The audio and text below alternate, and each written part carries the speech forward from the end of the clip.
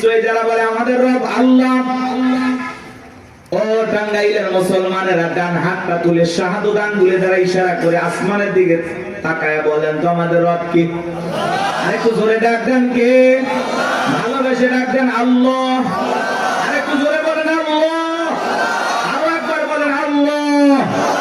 আমার বাজান এই যে আল্লাহ আল্লাহ বলে ডাক দিলাম, আমাদের আল্লাহ খুশি না বেজার? সমান দিয়ে কথাগুলো বোঝার এবং শোনার চেষ্টা করবেন বাজান। রুহের জগতে আল্লাহ রাব্বুল আলামিন আপনাকে আমাকে প্রশ্ন করে বলেছেন আলাস্তু বিরাব্বিকুম, আমি কি তোমাদের রব নই? আমরা সেদিন সবাই জবাব দিয়ে বলেছিলাম ক্বালু বালা, অবশ্যই আপনি আমাদের রব। এই পৃথিবীর জমিনে আসার পরে আল্লাহ রাব্বুল আলামিন সর্বপ্রথম যে ওহী নাযিল করেছেন ইকরা বিসমি রাব্বিকাল্লাযী খালাক, বলো তোমার রবের নামে যিনি তোমাদেরকে সৃষ্টি করেছেন। এই আয়াতের ভিতরে রব শব্দ আছে না নাই? এই রবের জ্ঞান শিক্ষা দেওয়া হয় কোথায়? মসজিদ, মাদ্রাসা নাকি স্কুল কলেজে? জোরে বলেন। হ্যাঁ, মাদ্রাসায় আর স্কুলের দিকে তাকায় দেখেন বাজান, কত ছাত্র পড়াশোনা করে হারে ব্যাগটা পিছনে ঝুলানো আছে, রাস্তার মধ্যে পেশাব করতে আছে, লিখতেছে। জিজ্ঞাসা করলাম বাবা তোমাদের প্রাইমারি পেশাবখানায় কি আদব কায়দা শেখানো হয় না? তোমাদের স্যারেরা কি একটু আদব কায়দা শিখায় না? দাঁড়ায় কেন পেশাব করতেছো? পয়সা পেশাব করতে পারো না? কয় হুজুর সে কথা বলবেন না, প্রাইমারি পেশাবখানায় যা দেখতেছি স্যারই তাই দাঁড়িয়ে থেকে পেশাব করে, যেমন দেখতেছে তেমন শিখতেছে। কথা বলেন ঠিক কিনা? কত ছাত্র দেখবেন কলেজে পড়াশোনা করে, ইউনিভার্সিটিতে পড়াশোনা করে, পালসার গাড়ি নিয়ে ঘোরাফেরা করতেছে, রাস্তার মধ্যে ঘন্টাটা ব্রেক করে সেন্টার টান দিয়ে কুকুরের মতো দাঁড়িয়ে থেকে পেশাব করে, বসেও না। এরকম অভদ্র মুসলমান আছে না নাই? শুধু পায়ের পার্থক্য, কুকুরের স্বভাব ঢুকে গেছে। কুকুরের পা চারটা আর পা দুইটা। কথা বলেন। আপনি মুসলমান দাবি করেন, 25, 30, 40 বছর বয়স হয়ে গেছে, পেশাব করেন দাঁড়াইয়া, লজ্জা শরম নাই আপনার? আবার পেশাব করে ওই জায়গায় রেখে দেয়, পানিও নেয় না, টিস্যু নেয় না, টপ টপ করে প্যান্টটা ভিজে যায়, কিছুক্ষণ পরে সুগন্ধি বের হয় নাকি? কপাল করা মুসলমান। হাদিস শরীফের ভিতরে আসছে পেশাব থেকে পবিত্রতা অর্জন না করার কারণে অনেক মানুষকে শুধু একটা কারণে কবরের আযাব শাস্তি ভোগ করা লাগে। শুধু কবরে আযাব হবে কি কারণে? পেশাব থেকে পবিত্রতা অর্জন না করার কারণে। তাহলে চিন্তা করেন এটা কত বড় মারাত্মক গুনাহের কাজ। আল্লাহ আমাদের হেদায়েত দান করেন। বলেন তো বাজার একটু পেশাব করে টিস্যু নেওয়া দরকার আছে না নাই? ঢেলেগুলো ব্যবহার করা দরকার আছে না নাই? খালি ওয়াজ শুনলে হবে না, আমল করা লাগবে।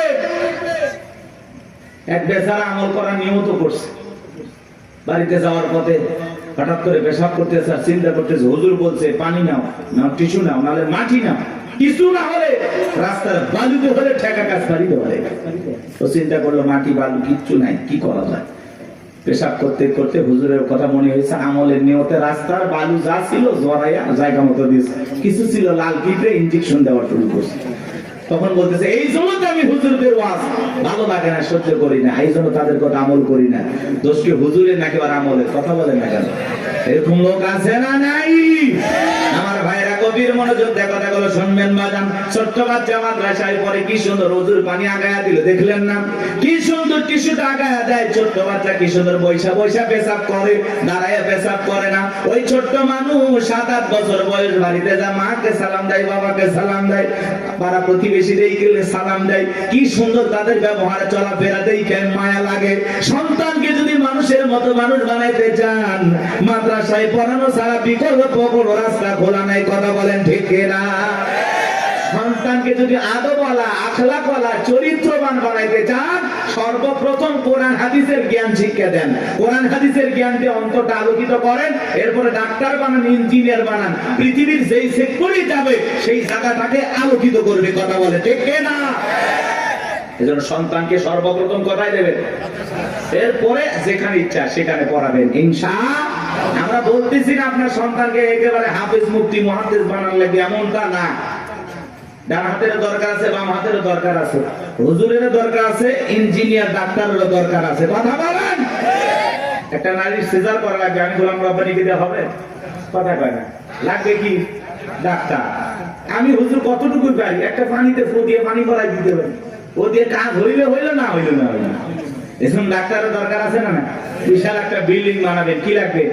কথা কয় না গো, সবই দরকার আছে।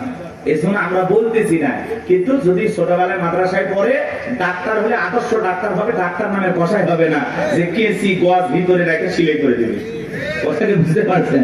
ওইরকম ডাক্তার হবে না। এই জন্য সন্তানকে মাদ্রাসায় পড়াইতে হবে। পারবো তো ইনশাআল্লাহ? সন্তানদেরকে দিন শিখাবো, ছেলে হোক মেয়ে হোক, সর্বপ্রথম কোরআন সুন্নাহর জ্ঞান তাদের ভিতরে ঢুকাবো। এটা অভিভাবক হিসাবে আমাদের দায়িত্ব।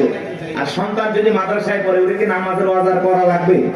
নাকি উল্টো এসে বাড়িতে বাবা মার কাছে নামাজের ওয়াজ করে, আব্বু আমারে মাদ্রাসায় পড়া, তুমি নামাজ পড়ো না?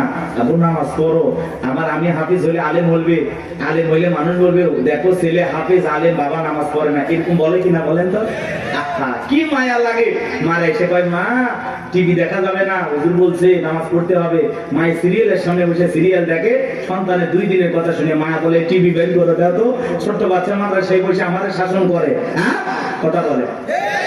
আপনার ঘরটা মানে আলোকিত হয়ে যায়, সুন্দর হয়ে যায়। ওই যে বিশ্ববিদ্যালয় একজন হাফেজ তো কি তার মারা গেল অল্প বয়সে, বাবা জানা যায়, তারা বলতেছে আমার ছেলে দেখলাম নিঃশ্বাসটা ত্যাগ করতেছে, তখনও কোরআন তেলাওয়াত করতেছে। সুবহানাল্লাহ। বলে আমি আমার বাবা আমার ছেলে যে কাফনে মোড়ানো, আমি আফসোস করতেছি না তো, আল্লাহ যে কয়দিন হাত দিছে নিয়ে গেছে, আমি আফসোস করবো কেন? আমার ছেলে তো ঘুমাইছে, আমি আফসোস করি নাই। দেখেন বাবার কতটা ধৈর্য, কারণ একটা হাফেজ সন্তান, বিশ্ববিদ্যালয় হাফেজ ছিল। কথা কি বলছেন? পিএসপি কোরআনের আলো চ্যাম্পিয়ন ছিল। মাশাআল্লাহ বলেন।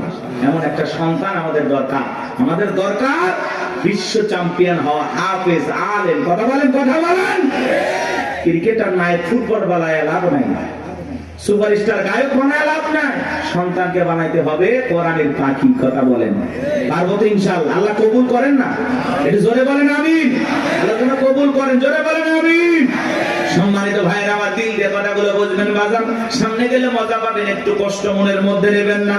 আল্লাহ রাব্বুল আলামিন বলেন ইকরা বিসমি রাব্বিকাল্লাযী খলাক, পড়ো তোমার রবের নামে যিনি তোমাদেরকে সৃষ্টি করেছেন। এর ভিতরে রব শব্দ আছে না নাই? পবিত্র কুরআনুল কারীমের 1 নাম্বার সূরা সূরাতুল ফাতিহার 1 নাম্বার আয়াত। জবান ছেড়ে সবাই আমার সঙ্গে তেলাওয়াত করুন, আলহামদুলিল্লাহি রাব্বিল আলামিন। সমস্ত প্রশংসা, যাবতীয় প্রশংসার একমাত্র মালিক তিনি, সৃষ্টিগুলোর রব, আমাদের প্রতিপালক আল্লাহ যিনি। আপনি আমি যখন রুকুতে চলে গেলাম কি তাসবিহ পাঠ করলাম? সুবহান রাব্বিয়াল আযীম, সুবহান রাব্বিয়াল আযীম। রব শব্দ আছে না নাই?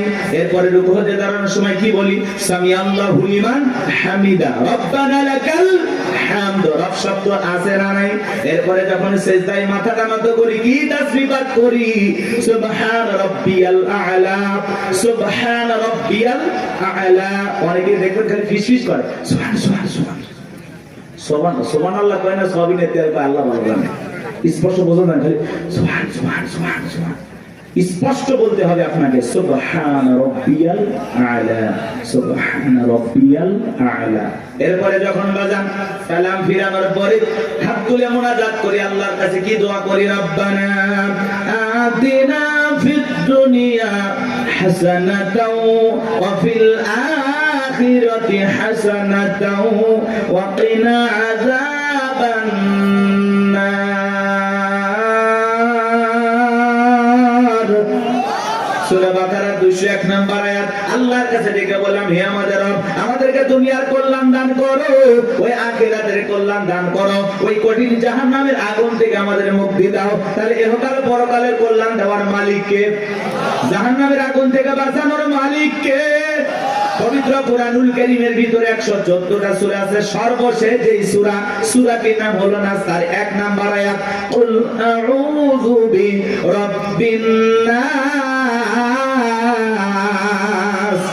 এর ভিতরেও রব শব্দ আছে না নাই? এবার জানবো আমার, আপনি আমি যেদিন মারা যাব, মসজিদের মাইকে যেদিন এলান জারি হবে, এই গ্রামের অমুক ব্যক্তি বেঁচে নাই, ইন্না লিল্লাহি ওয়া ইন্না ইলাইহি রাজিউন। আপনার আমার মৃত্যুর সংবাদ শোনার পরে স্ত্রী কেঁদে বলবে স্বামী নাই, ছেলে কেঁদে বলবে বাবা নাই, মেয়েটা কেঁদে বলবে বাবা নাই, পিতা মাতা বেঁচে থাকলে বলবে কলিজার ধনটা হারাইলাম। আত্মীয় স্বজন সবাই আপনার আমার জানাজায় আসবে শেষ বিদায় দেওয়ার জন্য। বাজান আমার, ওই দামি বিল্ডিং বানাইছেন, দামি বাথরুম বানাইছেন, কোথাও আপনার জীবনের গোসলটা হবে না। এমন মানুষ আছে কোটি কোটি টাকা দিয়া সুন্দর করে ওয়াশরুমটা বানাইছে, কথা বলে কি ভিআইপি কারবার। জীবনের শেষ গোসলটা ওই দামি টয়লেটে হবে না, কথা বলেন না কেন? ওই 4-5 কোটি টাকা খরচ করেছেন, ওই জায়গায় হবে না বাজান। ওখান থেকে বের করে চকির উপরে শোয়া মশারি টাঙাইয়া দেখে রঙিন পোশাক কইলা বড়ই পাতার গরম পানি দিয়া গোসল করাবে, আতর সুন্দর লাগায় জনমের মতো সাজাবে, সাদা কাপড়ে চকলেটের মতো ওরাইয়া মসজিদের কাটিয়াতে দুইলা 4 জন বরযাত্রী দইরা একটা দুবা করে কবরস্থানে নিয়ে যাবে। ওই কবরে 3 জন ব্যক্তি নামবে বাজার লাশটা রাখার জন্য। মনে হবে এরাই বুঝি সাথী, কিন্তু না, কবরের লাশটা রেখে মুখটা কেবলের মুখী কইরে একে একে সবাই উঠে আসবে। ওই কবরে থাকা ব্যক্তি কবরে শুয়ে থেকে দুরাকাত একটু একটু দেখতে পাইবে। এরপরে যখন বাসের বিছানা বিছায়া দিবে, ছিদ্রগুলো দিয়ে হালকা একটু আলো কবরে প্রবেশ করবে। এরপরে যখন মাটি চতুর্দিক দিয়ে যাবে বাজার, উপরে যখন মাটির চাপা দিয়া দেবে, কবরটা হয়ে যাবে ঘোর অন্ধকার। কবরে রেখে আত্মীয় স্বজন বন্ধু বান্ধব ছেলে মেয়ে সবাই চলে আসবে। কবরে থাকা ব্যক্তি ওদের পায়ের আওয়াজ শুনতে পাবে, চিৎকার মেরে ডেকে বলবে আমাকে একা রাইখা যাও না, আমাকে সঙ্গে নিয়ে যাও। কবরে থাকা ব্যক্তির চিৎকার দুনিয়ার কেউ শুনতে পাবে। আমার নবী বলেন যে কবরে চলে গেল তার চাইতে অসহায় আর কেউ নেই।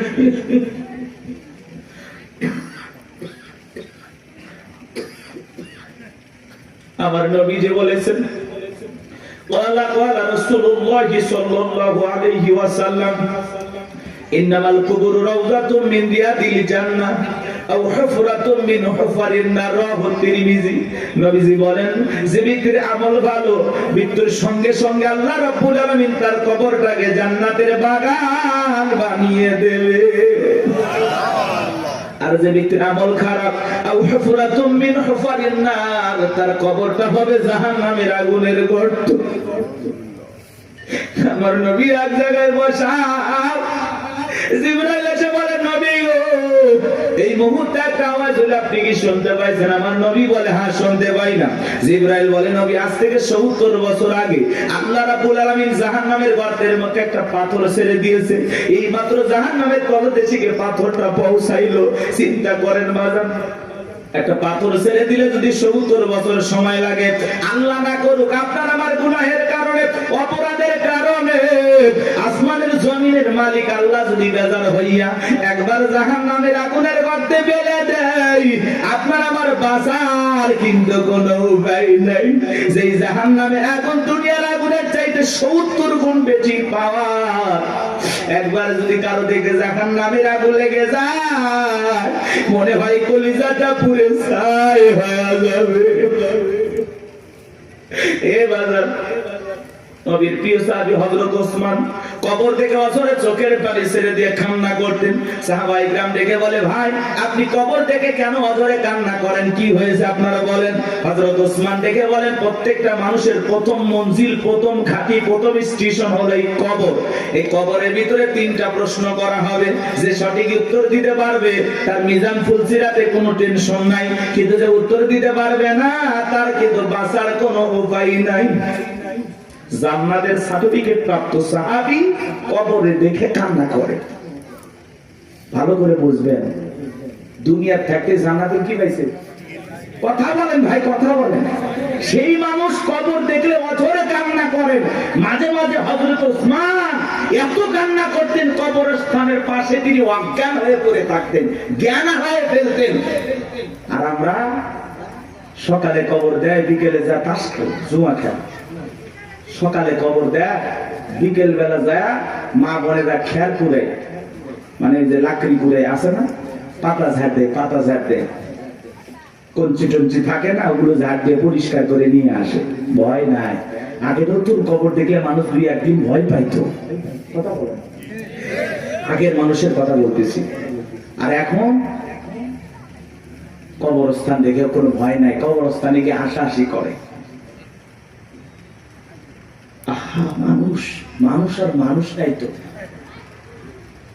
মানুষ মরে গেছে, সেই মানুষের সাথেও জুলুম করে, আছে না নাই ভাই? চিন্তা করেন, একটা বার চিন্তা করেন, একটা মিনিট চিন্তা করেন, আপনি মারা গেছেন, কি হবে আপনার, কিভাবে আপনাকে বিদায় দেওয়া হচ্ছে, একটু চিন্তা করে দেখেন। কার জন্য কি করতেছেন, দুনিয়ার মায়া করে কি না করতেছেন, সব ফেলায় যেতে হবে। ওই কবর কিন্তু জায়গা ভালো না, সবাইকে যাওয়া লাগবে, কবর কঠিন জায়গা। যার আমল ভালো, কবর তার সাথে ভালো আচরণ করবে, যার আমল খারাপ, দুনিয়াতে গান বাজাইছো না, বক্স নিয়ে এসে ডিক ডিক আওয়াজ দিয়া কবরে যাও। দুনিয়ার মাটি যেরকম গান বাজনার আওয়াজে কাঁপাইছো, এই কবর একদিন পরে কোলে নিয়ে কাঁপাবে, কথা বলে ঢেকে না। কি হবে সেদিন তোমার? কবর কিন্তু জায়গা ভালো না, কবর বড় কঠিন জায়গা, কথা বলেন না কেন? 6 দিন পরে নখ খসে যাবে, 9 দিন পরে চুল, কবর গায়ের সামান নিতে কইর না কেউ ভুল। কবর জায়গা ভালো নয়, কবর জায়গা ভালো নয়, কবর জায়গা ভালো নয়। আমল দিয়ে কবর গৃহ সাজায়া নিতে হয়। 17 দিনে পেট ফেটে শেষ পোকার খাদ্য হবে, 7 দিন পরে গোস্তা দেবে না, কঙ্কাল পরে রবে। চিন্তা করেন, ইস, এই সুন্দর দেহ, কত রং বেরঙের সাবান শ্যাম্পু, কত কিছু ব্যবহার করলাম, কত মেডিসিন, কত তেল, কবরে গেলে দেহের গোস্তগুলো খসে পড়বে, পেটটা ফুলে ফেটে যাবে, পোকাগুলো খিলফিল করে নাক মুখতে ঢুকে যাবে, চুলের সৌন্দর্য শেষ হবে, একদিন মাটি হয়ে যাবে সবকিছু। কি নির্মম পরিস্থিতি আমার সামনে, কি কষ্টের দিন আমার সামনে। আর আমি সেই দিনগুলোর ব্যাপারে ব্যাখ্যা দুনিয়া পাইছি, পাগল হয়ে গেছি, কথা বলেন না কেন ভাই? কত মানুষের কবর ভেঙে যায়, লাশটার দুর্গন্ধ, নাকে কাপড় দেওয়া লাগে। চিন্তা করেন আপনার আমার কি হবে, কি হবে? 17 দিনে পেট ফেটে শেষ পোকার খাদ্য হবে, 7 দিন পরে গোস্তা দেবে না, কঙ্কাল পরে রবে। 90 দিন হাড়গুলি সব, 90 দিন হাড়গুলি সব আলাদা হয়ে রয়। কবর জায়গা ভালো নয়, কবর জায়গা ভালো নয়, কবর জায়গা ভালো নয়। আমল দিয়ে কবর গৃহ সাজায়া নিতে হয়। ওই কবরের ভিতরে 3টা প্রশ্ন করা হবে বাজান। 1 নাম্বার প্রশ্ন করা হবে, মার রব্বুকা, তোমার রব কে? জীবনের পরতে পরতে সব জায়গায় রব, রুহের জগৎ থেকে শুরু করে জীবনের সব জায়গায় রব রব রব। আমরা যেন রবকে ভুলে না যাই। ওই কবরের ভিতরে 1 নাম্বার প্রশ্ন করা হবে, মার রব্বুকা, তোমার রব কে? যারা দুনিয়াতে রবের সাথে সম্পর্ক ভালো ছিল, যারা রবের গোলামি করেছে, রবের বিধান মোতাবেক চলেছে, যাদের রবের সাথে সম্পর্কটা গভীর ছিল, তাদেরকে যখন প্রশ্ন করা হবে মার রব্বুকা, আল্লাহর সেই নেককার মুমিন মুত্তাকি বান্দা জবাব দিয়ে বলবে, রব্বি আল্লাহ, রব্বি আল্লাহ, আমার রব আমার আল্লাহ। কিন্তু যারা এই দুনিয়ার জমিনে নাফরমানি করেছে, যারা বলে খাও দাও ফুর্তি করো, দুনিয়াটা মস্ত বড়, শয়তানের ওয়াসওয়াসায় পড়ে যারা মিসগাইড হয়েছে, ভুল পথে পরিচালিত হয়েছে, এই দুনিয়ার জমিনে যারা শয়তানের গোলামি করেছে, তাদেরকে যখন প্রশ্ন করা হবে মার রব্বুকা, তোমার রব কে? আল্লাহর সেই সমস্ত বদকার, আল্লাহর সেই সমস্ত অবাধ্য গোলামেরা জবাব দিতে পারবে না, ফেল ফেল করে তাকায় থাকবে। নেককাররা জবাব দেবে, আর বদকার গুনাহগাররা জবাব দিতে পারবে না, ফেল ফেল করে তাকায় থাকবে। ওরা বলবে কি কয়, হ্যাঁ আফসোস, কি কয় আমি তো বুঝি না। মা রব্বুকা জিজ্ঞাসা করবে তোমার রব কে? আরে ভাই, জীবনে কোনোদিন অফিসে গেলেন না, বসকে চিনবেন কি করে? কথা বলে।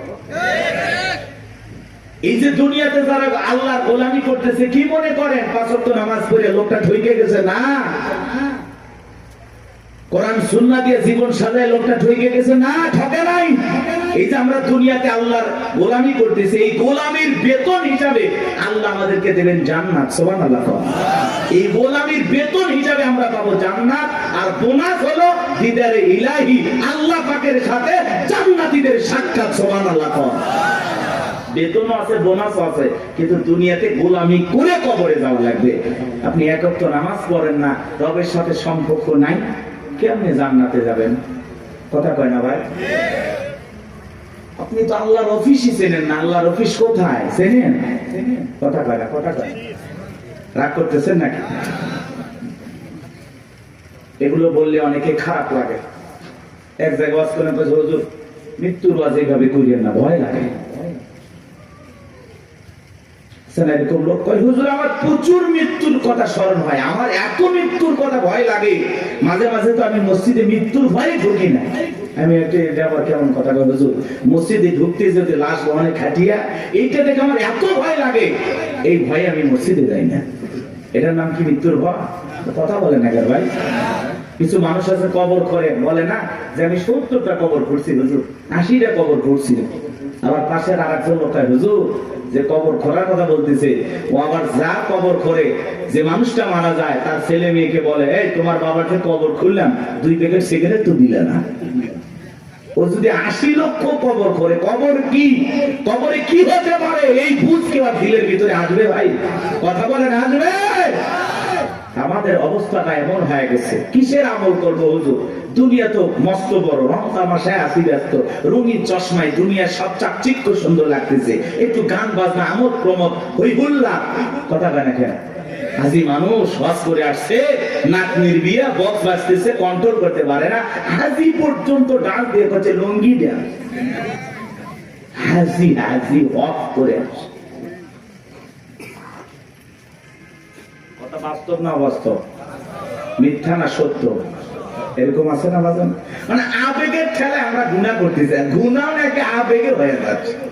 আল্লাহ এরকম আবেগ থেকে আমাদের হেদায়েত দান করেন। এটা জোরে বলেন আমিন। কষ্ট পাচ্ছেন আপনারা? তাহলে কবরে 1 নাম্বার প্রশ্ন, আর রব্বুকা, তোমার রবকে উত্তর দিতে পারবে তারা, আল্লাহর মুমিন মুত্তাকি নেককার বান্দা যারা। উত্তর দিতে পারবে না কারা? আল্লাহর গুনাহগার বদকার অবাধ্য গোলাম যারা। কথা বলে ঠিক কি না? তাহলে আমরা নেক আমল করে আল্লাহর প্রিয় গোলাম হয়ে কারা কারা কবরে যেতে চায়, হাত তুলে দেখা। আল্লাহ আমাদের সবাইকে নেক আমল করা তৌফিক দান করুন। চিল্লা বলুন আমিন।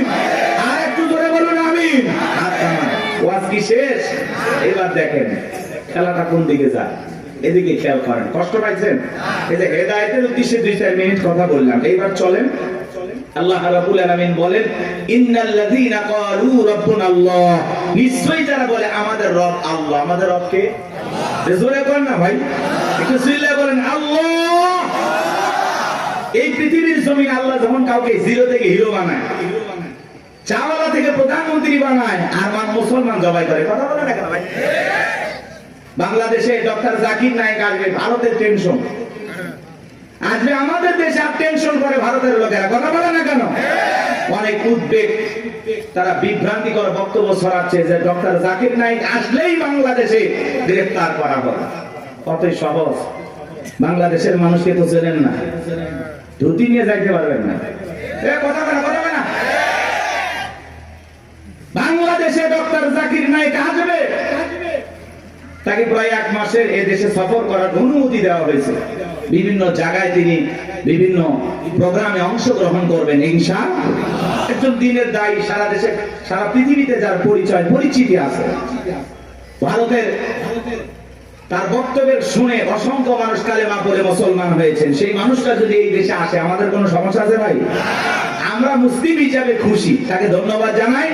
ডক্টর জাকির নায়েককে আমরা সাদরে গ্রহণ করব, লাল গালিচার সংবর্ধনা দেব। কথা বলা ঠিক না? আর এই দেশে যদি কোনো কারণে কোনো ষড়যন্ত্র বা বিতর্কের কারণে যদি ডক্টর জাকির নায়েক বাংলাদেশে না আসতে পারে, তাহলে বুঝে নেবেন বর্তমান সরকারে যারা আছে এদের ভিতরে ভারতের দালাল আছে। উনি আসবেন, সমস্যা কি? মুসলিম একটা দেশে একজন দাঁড়িয়ে আসতে পারবেন? ডক্টর জাকির নায়েকের অসংখ্য লেকচার আপনারা শুনেছেন, আলোচনা শুনেছেন। ভালো লাগে না? ভালো লাগে না? চমৎকার কথা বলেন। ভারত সরকার তার টিভি চ্যানেল বন্ধ করে দিয়েছেন, তাকেও দেশ থেকে বিতাড়িত করেছেন। এখন তিনি বিভিন্ন দেশ সফর করেন, বিভিন্ন দেশে থাকেন। আলহামদুলিল্লাহ, আমাদের দেশও আসবেন তারই ধারাবাহিকতায় আলহামদুলিল্লাহ আমরা গ্রহণ করবো। উনি আসবেন, ঘুরিয়ে ফিরে চলে যাবেন, সমস্যাটা কোথায়? এতে ভারতের মাথা ব্যথা দরকার আছে? আমাদের দেশে আমরা ডক্টর জাকির নাইককে নিয়ে আসবো নাকি খানাই খাবার ইমামকে নিয়ে আসবো, সেটা ভারতের কাছ থেকে শোনা লাগবে। ভারতের কথা আমরা চলি, এজন্য আমরা বলেছি আমরা বারবার রক্ত দিয়ে দেশকে স্বাধীন করেছি। আমরা না হতে চাই ভারতের গোলাম, না হতে চাই আমেরিকার গোলাম, আমরা সবাই আল্লাহর গোলাম। এটা আমাদের জীবনের সবচেয়ে বড় পরিচয়। আমরা কার গোলাম? আল্লাহর গোলাম। আমরা দুনিয়াতে কারো গোলামি করার জন্য জন্ম হই নাই, আমরা গোলামি করবো একজন, আর তিনি আমাদের রব, তিনি আমাদের সব। কথা বলে ঠিক না? ডক্টর জাকির নাইক আসতেছে খুব দ্রুত, 28 নভেম্বরের মধ্যেই বাংলাদেশে আসবেন ইনশাআল্লাহ। তার এই সফরকে আল্লাহ কবুল করেন। একটু জোরে বলেন আমিন। এটা নিয়ে ভারতের মাথা ব্যথা, অনেক টেনশন, মিডিয়াতে অনেক আলোচনা, তুমুল আলোচনা, সমালোচনা চলতেছে, বিতর্ক চলতেছে। সব বিতর্কের অবসান ঘটবে উনি যখন বাংলাদেশ বিমানবন্দরে পৌঁছাবে। আশা করি উনি আসবে ইনশাআল্লাহ। আমার ভাইরা দিল দিয়ে কথাগুলো বোঝার চেষ্টা করবেন। ইন্নাল্লাযীনা ক্বালু রাব্বুনাল্লাহ, নিশ্চয়ই যারা বলে আমাদের রব আল্লাহ। গভীর মনোযোগ দিয়ে কথাগুলো শুনবেন বাজান। এই পৃথিবীর জমিন আল্লাহ কাউকে জিরো থেকে হিরো বানায়, সাওয়ালা থেকে প্রধানমন্ত্রী বানায়। নিঃস্ব পৃথিবীতে কেউ বেঁচে নাই। চিল্লায় বলে দুনিয়াতে আমার কেউ নাই। সেই মানুষটাকে আল্লাহ নিঃস্ব থেকে ক্ষমতার চেয়ারে বসায়, সেই মানুষটাও ক্ষমতার চেয়ারে বসে জুলুম করে, অত্যাচার করে। কথা বলেন ঠিক কি না? এই পৃথিবীর জমিনে এরকম একজন জালেম ছিল ভবঘুরে, যে নিজেকে আনা রব্বুকুমুল আলা বলে দাবি করেছিল, নিজেকে প্রভু বলে দাবি করেছিল, খোদা বলে দাবি করেছিল, রব বলে দাবি করেছিল। এ ছিল একটা ভবঘুরে যুবক। ভবঘুরে যুবক মানে বোঝেন না? যারা ইয়াবা, ফেনসিডিল, গাঁজা, মদ খায়, গাছক ধাক্কা মারে। ভাইজান সাইদ দেন আছে না? নাই। বাড়িতে যা বলে বউ দরজা খোল, কথাকে বোঝেন নাই? বউ যখন দরজা খুলে দিয়েছে, কয় মা এত দেরি করলি কেন? বউ তখন দিকে বলে কি ব্যাপার, আমার মা কইলি কেন? আজকে একটু বেশি মাল খাচ্ছি। তুই মা না বউ বুঝতে পারতেছি না। এরকম মাতাল আছে না নাই? কিছু কিছু ছেলে পেলে আছে সন্ধ্যা হলে ঘরে দরজা বন্ধ করে জিকির করে, ইজ্ঞাবা ইজ্ঞাবা ইজ্ঞাবা। মা বাবা চিন্তা করে, বাবা এটা কিসের ট্যাবলেট? জ্বর সর্দি গলা ব্যথা। কই কিচ্ছু বোঝার দরকার নাই, টাকা দে নইলে তোর মাথা ফাটাবো। এরকম ইয়াবা খোর আছে না নাই? যারা ইয়াবা খায়, ফেনসিডিল খায়, গাঁজা মদ খায়, যুবক রে, সমাজের মানুষ তাদেরকে নেশাখোর বলে, টোকায় বলে। যারা নেশা করে তাদেরকে মানুষ ভালো চোখে দেখে না। সে ভালো সন্তান হতে পারে না, ভালো স্বামী হতে পারে না, ভালো বাবা হতে পারে না। নিঃস্ব করে সে সবাইকে। কথা বলে নেশাখোররা তার পরিবারকে নিঃস্ব করে। এই জন্য হাতে পায়ে অনুরোধ করে বলে যায়, যুবক নেশাদ্রব্য পান করা যাবে না, মাদক সেবন করা যাবে না।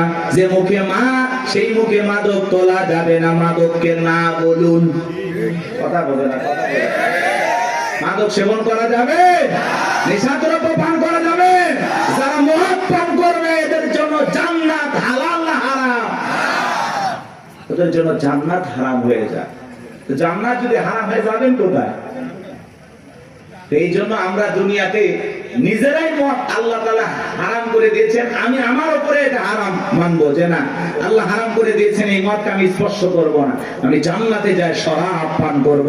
শরাবের ঝর্ণা আছে, সুবহানাল্লাহ। কোন মধুর ঝর্ণা, দুধের ঝর্ণা, পানির ঝর্ণা, শরাবের ঝর্ণা। হাতের স্পর্শ ছাড়া কি তার করতেছে? সুবহানাল্লাহ। জান্নাত যে কত সুখের জায়গা, কেমনে বোঝাবো? ও কল্পনা করা যায় না। আল্লাহ এত সুন্দর করে জান্নাত বানাইছে। সুবহানাল্লাহ বলেন। কষ্ট হচ্ছে আপনাদের? তাহলে এই যুবক নেশাদ্রব্য পান করা যাবে? যাবে? এগুলো আজে বাজে ফালতু জিনিস না খাইয়া, ওই ইয়াবা ফেনসিডিল না খাই, ওই টাকাটা জমায়া বউকে মাসে একটা করে 3 পিস উপহার দাও। কিছু না পাইলে অন্তত 12টা মাসে 12টা বাসর রাখাইবা। কথা কোন ঠিক কি না? হ্যাঁ, আলামিন ভাইয়ের কাছ থেকে যদি সুন্দর একটা শাড়ি দিতে পারতো, কথাই নাই।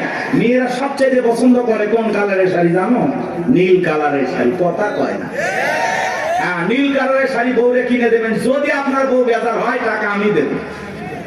কথা কয় না, কথা কয় না। এই কালারটা মেয়েরা সবচেয়ে চয়েস করে বেশি। যদি পারেন আলামিন ভাইয়ের সাথে যোগাযোগ করে একটা শাড়ি খালি দিয়ে দেখেন, ওই দিন বইয়ের ব্যবহার দেখে সারা জীবন আপনার মনে থাকবে। কথা বলে ঠিক কিনা? এই জন্য আজে বাজে জিনিস না খাইয়া ওই টাকা জমায়া বউ বাচ্চার কাপড় কিনে দেব, ওদের মুখে হাসি ফোটাবো ইনশাআল্লাহ। কোন কোন যুবক আছো মাদক দ্রব্য স্পর্শ করবা না, মাদক নিজের উপরে হারাম করবা, হাত করো, জীবনে কোনোদিন স্পর্শ করবো না ইনশাআল্লাহ। আজকের এই জান্নাতের বাগান থেকে ওয়াদা দিলাম যে আল্লাহ আমরা জীবনে কোনোদিন নিশাদ দ্রব্য স্পর্শ করবো না। দয়া করে তোমার জান্নাতের শরাবের নহরটা একটু আমার জন্য বরাদ্দ রাখো, একটু জোরে কর না। আমি হাত নামান আমার ভাইয়েরা। এই ফিরাউন ছিল একটা ভবঘুরে যুবক, এর নাম ছিল কাবুজ। বলকে বলা হতো, কিত্তিদের তরফ থেকে নাম ছিল রামশিস। মিশরের বাদশাহর পুরোবাদী নাম হলো ফিরাউন। সংক্ষিপ্ত ঘটনা 2-1 মিনিটে বলে সামনের দিকে যাবো বাজান গো আমার। এসে গেল সর্বপ্রথম মিশরে যাওয়ার পরে বাজান সর্বপ্রথম হলো তরমুজের ক্ষেতের লেবার। কিছুদিন লিবারি করলেন, ওই দেশের সরকারি গোরস্থানের দারোয়ান লাগবে। ঠোলপিটায় খবর দেওয়া হলো, হাজার হাজার মানুষ লাইনের ভর্তি হয়ে গেছে গোরস্থানের দারোয়ান হওয়ার জন্য। 1-2 জন ইন্টারভিউ দিতে দিতে যখন ফেরাউনের পালা, দেখে বলে বাদশাহ বুধবার আসামে বিদেশ থেকে আপনার কাছে এসেছি, যদি চাকরিটা দেন উপকৃত হব। এমন ভাবে কথাগুলো উপস্থাপন করলেন, বাদশার মায়া লাগে গেল। বলে আপনার সাথে ভালো মানুষ মিশর আর কেউ নাই, বুধবার আসামে বিদেশ থেকে আসছি, পরিবার পরিজন আছে, দয়া করে যদি চাকরিটা দেন সারা জীবন আপনার প্রতি কৃতজ্ঞ থাকবো। এমন ভাবে কথাগুলো বললেন, কথা আছে দুষ্ট লোকের মিষ্টি কথা। বাদশার ভালো লেগে গেল। বাদশা ডেকে বলে ইন্টারভিউ বন্ধ করো, এই কাবুজ নামের ছেলেটাকে মিশরের সরকারি গোরস্থানের দারোয়ানের চাকরিটা দেওয়া হলো। এইবার সরকারি গোরস্থানের দারোয়ানের চাকরি পাওয়ার পর ফেরাউন চিন্তা করে বাদশা প্রতি মাসে বেতন দিবে, ঠিক আছে, কিন্তু এই টাকা দিয়ে চলবে না, আমার সাইড ইনকাম করা দরকার। এইবার যারা লাশ দাফন করতে আসে ওদেরকে ডেকে বলে, শোনো, লাশ প্রতি একটা করে দিরহাম যদি দাও লাশ দাফন করতে দেব, না হলে লাশ দাফন করতে দেব না। জনগণ টেনশনে পড়ে গেল, একটা দিরহামের জন্য বাদশার দরবার বিচার নিয়ে যাব, লাশ পয়সা বলে শেষ হয়ে যাবে, যদি পাই 1 টাকাই ছেলেটাই পাক। এই কথা ভেবে জনগণ একটা করে দিরহাম ফেরাউনকে দেওয়া শুরু করলো। আপনারা বলেন তো বাংলাদেশের মানুষের নাম কি? ঘুষ। ঘুষ 1 টাকা হইলে ওটা কি? ঘুষ। এটা কিন্তু বাংলাদেশে আছে, আছে, আছে। শোনো এই দেশটার গল্প করি, দেশটা মনে হয় স্বপ্নপুরী, শুধু কর ঘুষ কর মদ কর জুয়া কর, হেতায় আছে ভুরি ভুরি, হেতায় আছে ভুরি ভুরি। এ দেশে অসৎ কামাই কেউ করে না, তবে ঘুষের টাকা পেলে কেউ তো ছাড়ে না। টেবিলের নিচ দিয়ে হাত বাড়িয়ে কালো টাকাটা নেই সারিয়ে, টেবিলের নিচ দিয়ে হাত বাড়িয়ে কালো টাকাটা নেই সারিয়ে, করছে ওরা বড় দেশের চুরি, করছে ওরা বড় দেশের চুরি। শোনো এ দেশটার গল্প করি, আছে না নাই? আমার ভাইয়েরা একটা করে দিরহাম জনগণ দেওয়া শুরু করলো। আল্লাহ রাব্বুল আলামিন ওই সময় একটা মহামারী দিল। 2020 সালে আল্লাহ তাআলা আমাদেরকে একটা মহামারী দিয়েছিলেন, ধরো না ছুঁয়ো না, নাম হলো করোনা। করোনা রোগে আক্রান্ত হয়ে বাবা মারা গেছে, ছেলে বাবার লাশটাও দেখতে যায় নাই, বাবার কবরে মাটিও দেয় নাই। বাবার সম্পত্তি ভালো লাগে, মৃত বাবার লাশকে বোঝা মনে হয়। কথা বলে। মায়ের করোনা হয়েছে, জঙ্গলে ফেলা আসছে। বন্ধুর করোনা হয়েছে, বন্ধু দেখতে যায় নাই। ভাইয়ের করোনা হয়েছে, ভাই দেখতে যায় নাই। স্বামীর করোনা হয়েছে, স্ত্রীর কাছে যায় নাই। খাবারের প্লেটটা সাজায় লম্বা একটা বাঁশের লাঠি দিয়ে আস্তে করে স্বামীর ঘরে খাবার ঢোকায় দিয়েছে। কথা বলেন। স্বামী যখন সুস্থ হয়েছে, বিবি কাছে ডাকে বলে, জোসনার বাপ, আমি তোমার যে কত ভালোবাসি তুমি জানো না। শাড়িটা দিয়ে সুন্দর করে মুখটা মোছায় দিতেছে, আর ডেকে বলে, জোসনার বাপ, তাহাজ্জুদ পড়ে পড়ে তোমার জন্য দোয়া করছি, আল্লাহ আমার জোসনার বাপের হায়াত বাড়ায় দাও। স্বামী মনে মনে হাসে আর বলে, বিবি রে, তুই যে আমার কত ভালোবাসিস, আমার বোঝা হয়ে গেছে। আমি যখন অসুস্থ ছিলাম, জানালা দরজার দিকে তাকায় থাকতাম, এই বুঝি দরজা জানালা খুলে গল্প করবি, 2টা কথা বলবি, একবারও দেখা করলি না। মোবাইলে তোর ছবি দেখে দেখে মনের দুঃখের কথা ভুলে যাইতাম। তুই যে আমার কত ভালোবাসিস প্রমাণ আমি পাইছি। আমি যখন অসুস্থ ছিলাম, আমারে তুই বাঁশ দিয়া খাওয়াইছিস। কথা বলা, কথা বলা। এজন্য করোনা মহামারী মহামারী বুঝে দিয়েছে দুনিয়াতে কেউ কারো আপন না। কথা বলেন সত্য না মিথ্যা? ওই সময় একটা আতঙ্ক ভয়, কেউ কারো কাছে যায় নাই। বাজানো আমার এই দুনিয়াতে একটা করোনা মহামারীতে মানুষ মারা গেল, মানুষ আর একটা মানুষের কাছে গেল না, বাবার কাছে সন্তান গেল না। তাহলে ভেবে দেখেন বাজান, দুনিয়াতে কেউ কারো আপন না, সব মিথ্যা মায়া, মিথ্যা মায়া। কথা কয় না তো? আপনি কি মনে করেন আপনি মারা গেলে আপনার পরিবারের লোকজন আপনাকে ছাড়া অচল হয়ে যাবে, তারা ভেঙে পড়বে? কিচ্ছু হবে না তাদের। আপনি মরে গেলেও আপন গতিতে আপনার পরিবারের লোকজন তাদের জীবন সাজাবে। আপনার জন্য কেউ অপেক্ষা করবে না, আপনার জন্য পৃথিবীর কোনো কিছু থেমে থাকবে না, না দোকান, না ব্যবসা প্রতিষ্ঠান, না আপনার স্ত্রী, না আপনার সন্তান, না আপনার ব্যবসা বাণিজ্য, ক্ষেত খামার, কোনো কিছুই থেমে থাকবে না। আপনি মরে গেলেও সব আপন গতিতেই চলবে। কথা বলে ঠিক না? বরং আমরাই বেশি বেশি ভাবতেছি যে আমি মরে গেলে আমার পরিবারে কি হবে না হবে। ওদের কথা ভাবতে গিয়ে আমরা আখিরাত ভুলে গেছি। এজন্য আসুন আখিরাতকে টার্গেট করি। কথা বলে না কেন? আখিরাতকে টার্গেট করি। এর মধ্যে দুনিয়া যতটুকু হয় হইলেও আলহামদুলিল্লাহ, না হইলে আলহামদুলিল্লাহ। কথা বলে ঠিক না? কিন্তু বেশি দুনিয়াকে টার্গেট করলে আখিরাত আমাদের কাছ থেকে দূরে সরে যাবে। এজন্য আমরা দুনিয়া টার্গেট করবো না, আখিরাত। আমাদের কার প্রয়োজন বেশি? আল্লাহকে প্রয়োজন দরকার না? তাহলে আখিরাতকে টার্গেট করতে হবে। এই পৃথিবীতে আল্লাহ হলো আমাদের সবচেয়ে আপন। স্ত্রী বলেন, সন্তান বলেন, সবাই স্বার্থ স্বার্থ স্বার্থ ছাড়া কেউ আপনাকে চেনে না। পুরুষ হলো টাকা কামানোর মেশিন। পুরুষের টাকা আছে, পুরুষের পাশে সবাই আছে। পুরুষের টাকা নেই, পকেট ফাঁকা, রাস্তার ভিক্ষুক আপনার সাথে দেখা করবে না। কথা বলে ঠিক না? টাকা আছে, পুরুষের সম্মান আছে। টাকা আছে, পুরুষকে সবাই চেনে। সবাইকে বোঝেন নাই? ওই যে গান শুনছেন না, গান শুনছেন, ওইদিকে যাবো না, রাগ করছেন। আপনারা তো রাগ করতেছেন। কি করবো না দোয়া করবো বলেন? আচ্ছা বলেন তো, পুরুষ হলো প্রয়োজন মিটানোর মেশিন। টাকার প্রয়োজন, সম্পদের প্রয়োজন। কথা কয় না কেন? এই প্রয়োজন মিটানোর জন্য আল্লাহ আমাদের দুনিয়ায় পাঠাইছে। কথা কি বুঝতে পারতেছেন বাজান? মন খারাপ করবেন না। যে কথা বলতে চাচ্ছিলাম বাজান, দিল দিয়ে কথাগুলো বোঝার চেষ্টা করবেন, গভীর মনোযোগ দেবেন, সামনে গেলে মজা পাবেন।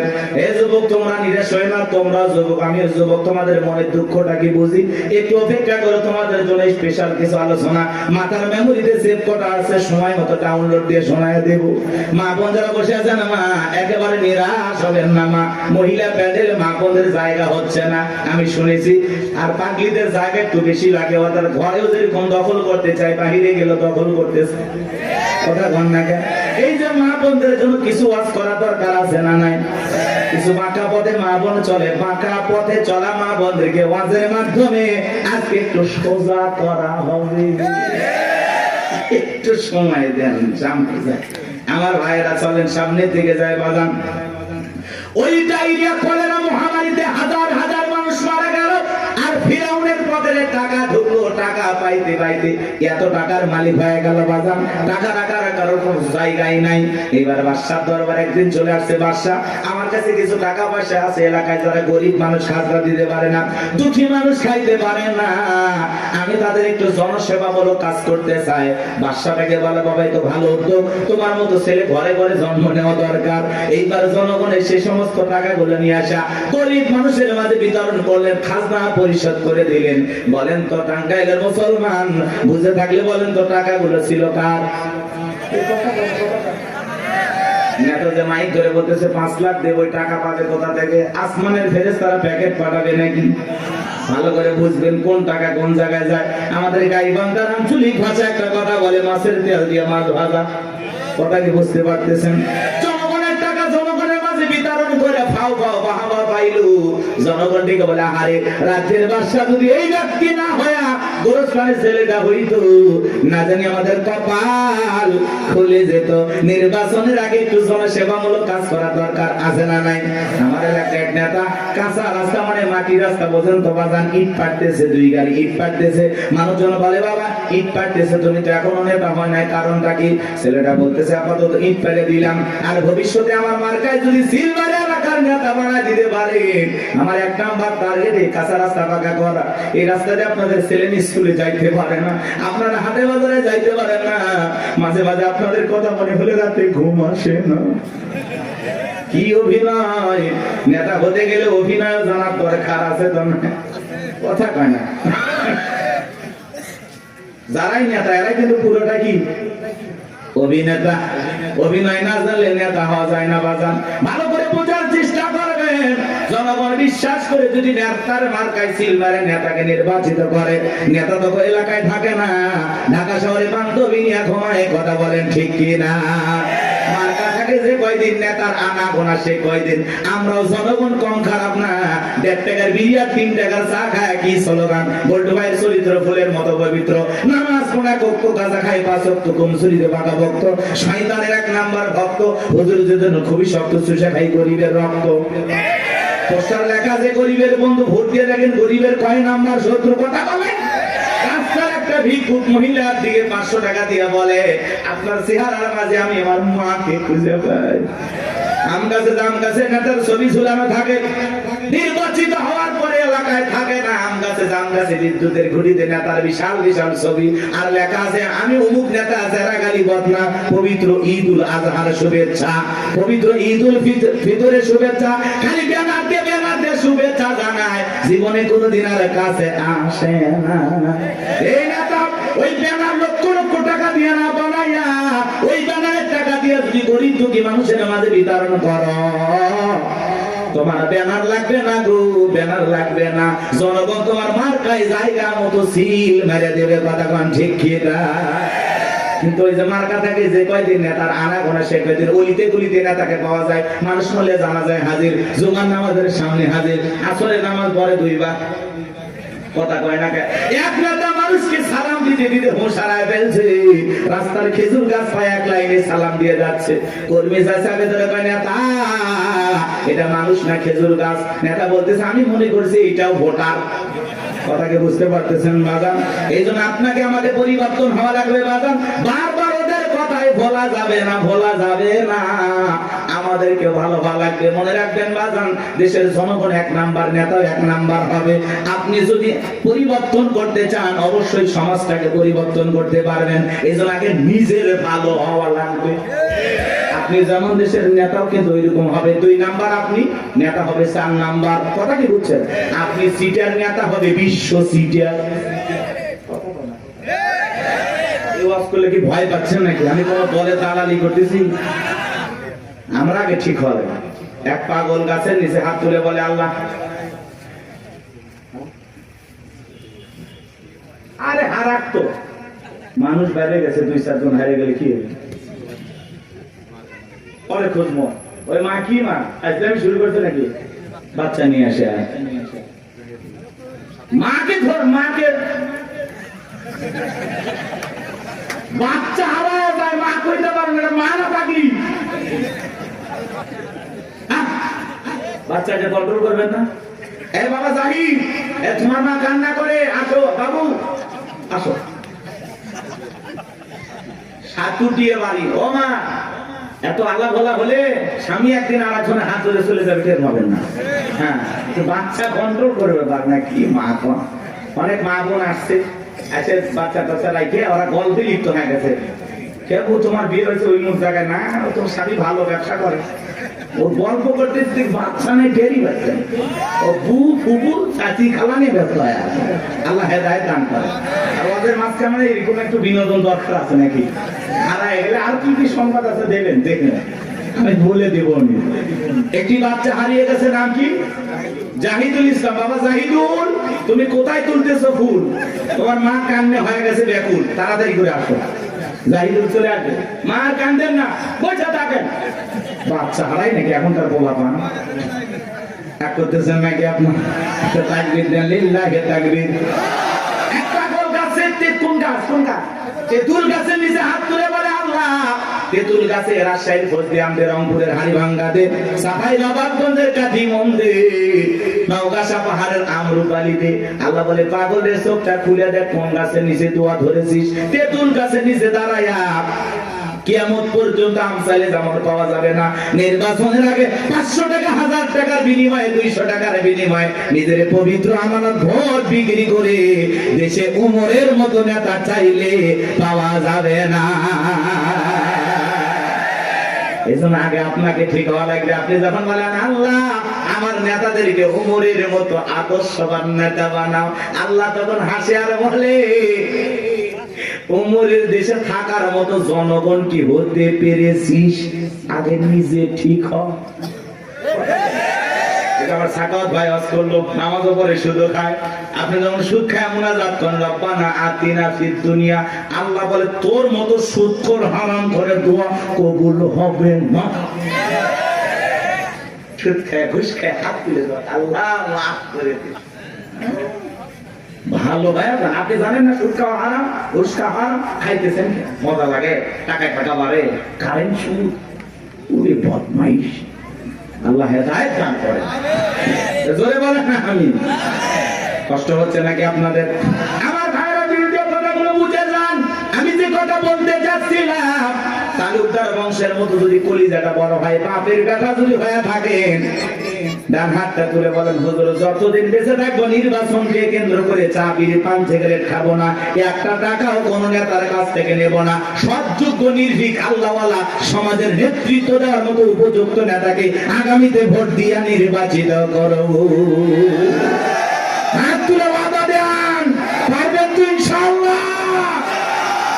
আপনার ভোটে যেন কোন চোর ডাকাত সন্ত্রাস এলাকার বিপুল পরিমাণের লুটপাটকারী ব্যক্তি যেন ক্ষমতার চেয়ারে বসতে না পারে। আঙ্গুলের সাপটা দেওয়ার আগে চিন্তা করা লাগবে, আমার ভোটে কোনো মোসারু গাজারু মাদারু সুদারু আপনার ভোটে নির্বাচিত হয়ে যেন ধর্ষণ না করতে পারে, দেশের টাকা বিদেশে পাচার না করতে পারে। এমন নেতাদেরকে 54 বছরে দেখেছেন, আগামীতে যা করবেন বুঝে শুনে করা লাগবে। ভাবিয়া করিও কাজ, করিয়া ভাবিও না, পাথর দিয়ে মানুষকে করবে খুন, এমন নেতা সমাজে প্রয়োজন নাই। কথা বলেন ঠিক কিনা? চলে না বাজার সামনের দিকে যায়, কথা মানে একটু বেশি হয়ে গেল, মন খারাপ করছেন। কথা বলা লাগলো, অবস্থা যেমনই হোক বাজার দিল দিয়ে কথাগুলো শুনে যান। নির্বাচনের আগে একটু জনসেবামূলক কাজ সবাই করে, আর নির্বাচনের পাতিলে যে চা রান্না হয়, বৃষ্টি হওয়ার পরে খেলে পারলে নিচে যে পানি যায়, ওইটা রং আর ওই পাতিলের চায়ের রং সমান। কথা কোন ঠিক কিনা? এবং একটা চা খায়, বিড়ি খায়, সিগারেট খায়, নিজের পবিত্র আমানতটা বিক্রি করবেন না। মাথায় থাকবে। আল্লাহ হেদায়েত দান করে। চলেন সামনের দিকে যাই বাজান। এইবার মিশরের মন্ত্রী মারা গেল, নির্বাচন শুরু হয়ে গেল। আগে তো জনগণের মন কায়রে নিয়েছে, সবাই বলে ভোট দিবা কোনখানে? ওই ফেরাউন যে মার্কাটা আছে তার মাঝখানে। এক চান্সে সবাই মিলে ফেরাউনকে ভোট দিয়া মিশরের মন্ত্রী বানায় দিল। কিছুদিন পরে আল্লাহর খেলা বোঝা বড় ভাই, বার্ধক্যজনিত কারণে মিশরের বাদশা মারা গেল, সিংহাসন ফাঁকা হয়ে গেল। ফেরাউন সমস্ত জনগণ আর নেতাদেরকে ডেকে বলে, দেশের জনগণ শোনো দিয়া মন, দেশের বাদশা মারা গেছে, বাদশা ছাড়া একটা দেশ চলতে পারে না, তোমরাই বলো মিশরের বাদশা হবে কে? সমস্ত জনগণ ডেকে বলে, অনেক আগে আপনাকে চেনা জানা হয়ে গেছে, আপনি মিশরের বাদশা হয়ে যান, আমাদের কার কোনো আপত্তি নাই। জনগণ যখন সমর্থন দিল, ফিরাউন নেতাদেরকে ডেকে বলে, তোমরা বলো আপত্তি আছে? নেতারা ডেকে বলে, আমাদের কোনো আপত্তি নাই, জনগণ সমর্থন দিয়েছে, আপনি নেতা, কোনো সমস্যা নাই। এইবার সবার সমর্থন পাইয়া মিশরের বাদশা হয়ে গেল, ক্ষমতার চেয়ারে বসে ঠেসছে কি। রাতের বেলায় ফিরাউন ঘুমাইতে যায়, চোখে আর আরামের ঘুম আসে না, ঘুম থেকে লাফায় লাফায় ওঠে। অনেক মানুষ দেখবেন বাজানে 4টা ঘুমের ট্যাবলেট খায়, কোটিপতি টাকাওয়ালা সম্পদওয়ালা বড় বড় হাইব্রিড নেতা 4টা ট্যাবলেট খায়, ঘুমায়। এরপরে রাত 2টার দিকে ঘুম থেকে উঠে সিসি ক্যামেরার ফুটেজ তালাশ করে, কেউ ঢুকছে নাকি মারার জন্য। কারণ বিল্ডিং এর প্রত্যেকটা জায়গায় খালি দুর্নীতির গন্ধ, জুলুমের গন্ধ, মানুষ মারার গন্ধ, মানুষকে প্রতারণা ধোঁকা দেওয়ার গন্ধ। কথা বলেন না কেন? ওই বিল্ডিং কি আমনে দাঁড়াইছে? রাগ করতেছেন আপনারা? এবার আমার লম্বা করব না। ধনী মানুষ টাকা আছে, সম্পদও আছে, দামি বিছানা আছে, দামি খাট আছে, কিন্তু ঘুমটা নাই। আর গরিব রিক্সা চালায়, ভ্যান চালায়, মাঠে কাজ করে, আলু ভর্তা দিয়ে, ডাল ভাজি দিয়ে, সবজি দিয়ে ভাত খায়, বউকে কোলে নিয়ে ঘুমায়, কি আরামের ঘুম। কথা বলেন না কেন? আর ধনী স্বামী স্ত্রীর মধ্যে দাও কুড়ালের সম্পর্ক, বউ আলাদা খাটে, স্বামী আলাদা খাটে, ইয়া তো ধনী হয়ে গেছে, এখন স্বামী স্ত্রীর মধ্যে মহব্বত ভালোবাসাই নাই। আছে না না এরকম পরিবার? ওই দিকে আর যাচ্ছি না বাজান, সামনে গেলে মহিলাদের ওয়াজ করবো, চলেন না যাই। যে কথা বলতে যাচ্ছিলাম বাজান, ফিরাউনের চোখে ঘুম নাই, তার দরবারে জ্যোতিষী ছিল 400 জ্যোতিষী লিডার নাম দবিরা, বয়স হলো 320 বছর। দেখে বলে দবিরা, কেন জানি রাতের বেলায় ঘুমাইতে পারি না, আজে বাজে স্বপ্ন দেখে লাফায় লাফাতে, কারণটা কি? দবিরা এইবার দেখে বলেন এত অপেক্ষা করেন, একটু আমাকে সময় দেন। দবিরা সময় নিয়ে ভাগ্য গবেষণা করে বলেন নেতা, যদিও ছিলেন ভবঘুরে যুবক, তরমুজের ক্ষেতের লেবার, গোরস্থানের দারোয়ান, এরপরে মিশরের মন্ত্রী, বর্তমান রানিং বাদশা, আঙ্গুল ফুলা কলার গাছ, কিন্তু আপনার ভবিষ্যৎ জীবন বড় অন্ধকার। আগামী 3 মাসের মধ্যে বনি ইসরাইল সম্প্রদায়ের ভিতরে মুসা নামের একটা ছেলে জন্মগ্রহণ করবে। ওই মুসার কারণে রাজত্ব পাওয়ার ক্ষমতা থাকবে না নেতারে, এমনকি আপনার জীবন যাওয়ার সম্ভাবনাও দেখা যায়। এই কথা শোনার পরে ফিরাউনের মাথা ঠান্ডা না গরম?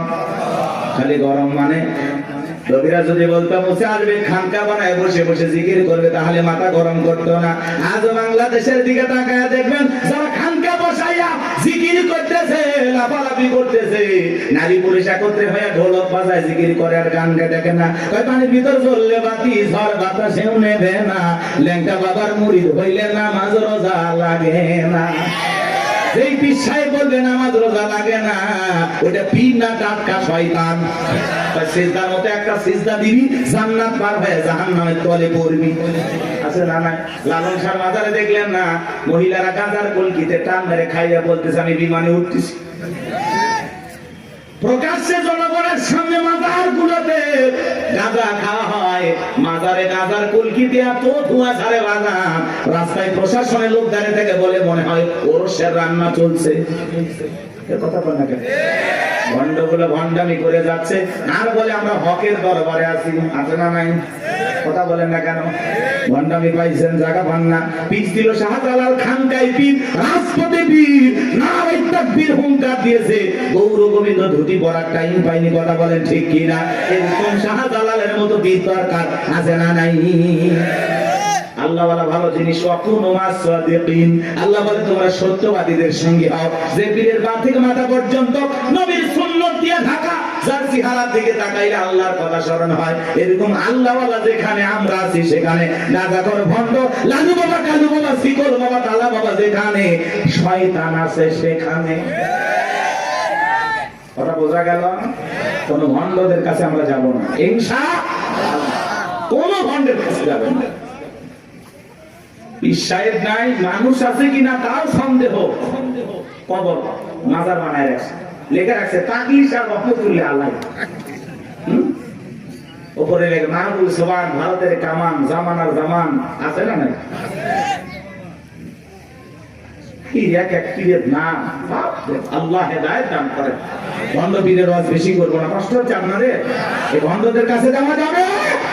এমনও পীর আছে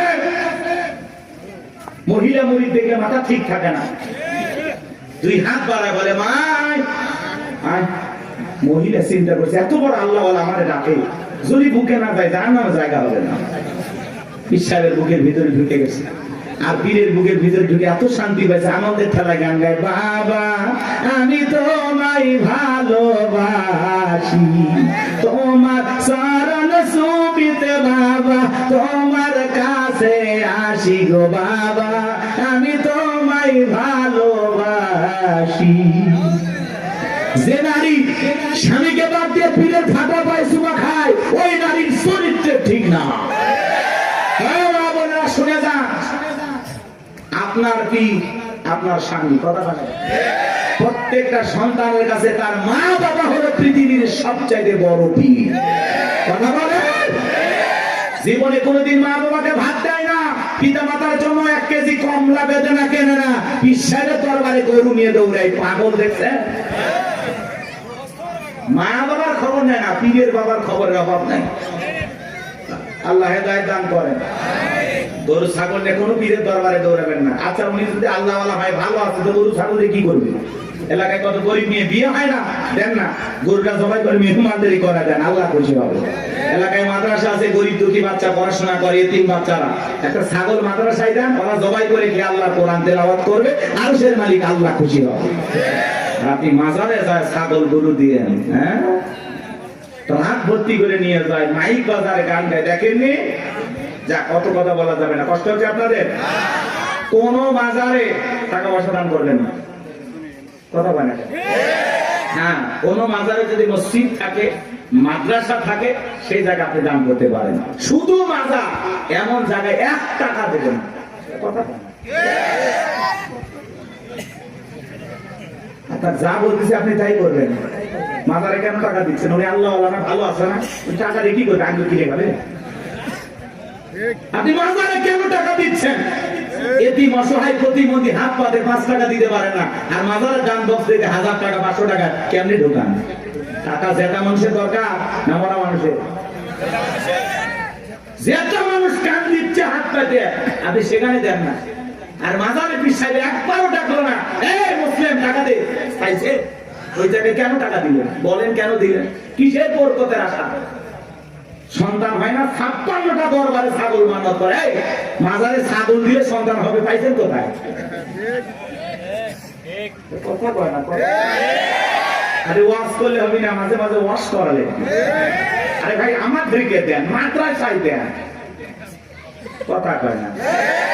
দেওয়ার লোক খুঁজে পান না, মানুষ চোখের সামনে কান্দে মরে যাচ্ছে, ওই জায়গা দেয় না, ওই মরা পিসায় বোঝা দিয়ে এসেছে।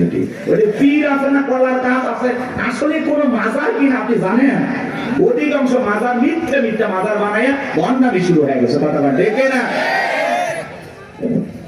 আল্লাহ যেন আমাদের হেদায়েত দান করেন। একটু জোরে বলেন আমি। আমার কথায় অনেক মাদার পূজারীরা বিরক্ত হয়েছে, অনেকে ফোন দিয়ে হুমকি দিছে, তোমরা আল্লাহ আল্লাহর বিরুদ্ধে কথা বলো, মরার আগে জবান বন্ধ হয়ে যায়। চিন্তা করছেন? ফরিদপুরে সালতা থানা আক্রোশী আছে না, আগে যাইতে পারি না, আমার সেই হুমকি দিত, এই থানা এসে তোর হাত পা কেটে নেব। এই গত 29 তারিখে ওই জায়গায় বয়ান করে আসছে, কই হাত পাটা করতো না, হাত পা কাটার লোকগুলো খুঁজে পাইনি। কারণ ওই যে ওদের দেখে নিয়ে আমি একটু সাইজ করছিলাম, খবরদার এই ভণ্ডদের কাছে যাবেন না। হক্কানি আল্লাহ আল্লাহ ভালো, সেখানে আপনি যাবেন, কিন্তু ভণ্ডদের কাছে যাব না। যেখানে ইসলাম আছে সেখানে আমরা আছি, যেখানে ভণ্ডামি আছে সেখানে আমরা নারী পুরুষ একত্রে যেখানে। আরে ভাই, মহিলা মানুষ কাছে থাকলে মাথা ঠিক থাকে, কিসের জিকির? জিকিরের কথা মনে থাকবে। আল্লাহ হেদায়েত দান করেন। ওই জন্য তো ভণ্ডরা বলে মনের পর্দা বাইরের পর্দা, শুনছেন না? মনের পর্দা বড় পর্দা, বাইরের পর্দা খুলে ফেলা। মনের আলো বড় হলো, বাইরের আলো নিয়ে ফেলা। রাত 12টার সময় বাতি নিবেছে, এখন কি জিকির হচ্ছে আপনারা বুঝে নেন। আল্লাহ হেদায়েত দান করেন। আমার ভাইয়েরা চলেন সামনের দিকে যায়। আজও পৃথিবীর জমিনে যারা মাজার নিয়ে বসে আছে, খানকায় বসে আছে, এদেরকে কেউ টার্গেট করে না। যারা আল্লাহর জমিনে আল্লাহর দ্বীনকে কায়েম করতে চায়, কোরআনের সমাজ ব্যবস্থা কায়েম করতে চায়, আল্লাহর আইন দিয়ে জমিনটা পরিচালনা করতে চায়, তাদেরকে টার্গেট করে করে ভিতরে ঢোকানো হয়। কথা বলে ঠিক না? ফিরআউনের মাথা গরম হয়ে গেছে, হামানকে দেখে বলে, এটা কো হামান, এই দিকে হামানের মাথায় কোনো চুল ছিল না, সাদে মাল নাই, বাম পারলো, পুরো মাথা ছিল ভারতের দমদম এয়ারপোর্ট। দেখে বলে, হামান রে তাড়াতাড়ি করে বল। নবীরা বললো, একটা মুসা নামের ছেলে জন্মগ্রহণ করবে, ওর কারণে রাজত্বের চেয়ার থাকবে না, ক্ষমতা থাকবে না, এমনকি আমার জীবনটাও নাকি চলে যাবে, এটা তো মেনে নেওয়া যায় না। হামান দেখে বলে, নেতা টেনশন নাই, মাইট ইজ রাইট, জোর যার মূল্য তার, পাওয়ার রাজত্ব আমাদের, ক্ষমতা আমাদের হাতে, আমরা যা বলবো মিশরের জনগণ তাই মানতে বাধ্য। বলে, কি করতে চাস? হামান দেখে বলে, নেতা যত ছেলে সন্তান জন্মগ্রহণ করবে সবাইকে জবাই করে করে দুনিয়ার বুক থেকে বিদায় করে দেব, তাহলে আপনার শত্রু মুসার আগমন ঘটবে না। এমন কথা শোনার পরে ফিরআউন ডেকে বলে, হামান রে, আসলেই তোর মাথায় বুদ্ধি আছে, তবে শোন, ছেলেগুলোকে জবাই করবি, মেয়েগুলোকে জবাই করবি না, কারণ ছেলেদের মধ্যে আমার শত্রু আছে, মেয়েদের মধ্যে কোনো শত্রু নাই। তার মানে চোর বলে মানুষ ভালো, মোবাইল নিয়ে গেল, সিম কার্ড খুলে দিয়ে গেল। কথা বলেন ঠিক কিনা? সন্তান জবাই করা শুরু হয়ে গেল, 3টা মাস অতিবাহিত হয়ে গেল। দবিরাকে ডেকে বলে, দবিরা এইবার গবেষণা করে দেখ, আমার পথের কাটা মুসা মরল না বাঁচলো। দবিরা গবেষণা করে বলে, না তার 3টা বর্ণনা পাওয়া যায় বাজান। একটি বর্ণনায় বলা হয়েছে 20,000, আর একটি বর্ণনায় বলা হয়েছে 24,000, আর একটি বর্ণনায় বলা হয়েছে 80,000। দবিরা ডেকে বলে, না তো যদিও হাজার হাজার মায়ের মুখ খালি কইরা সন্তানগুলোকে জবাই করে বিদায় করেছেন, কিন্তু আপনার পথের কাটা মুসা এখনো মরে নাই, মরে নাই, মায়ের কোলে জীবিত আছে, সুস্থ আছে, কিন্তু কোন বাড়িতে আছে, কোথায় আছে, এইটা বলার ক্ষমতা আমাদের নাই। বলেন আল্লাহু আকবার। ওয়া মাকারাল্লাহ ওয়াল্লাহু খায়রুল মাকিরিন।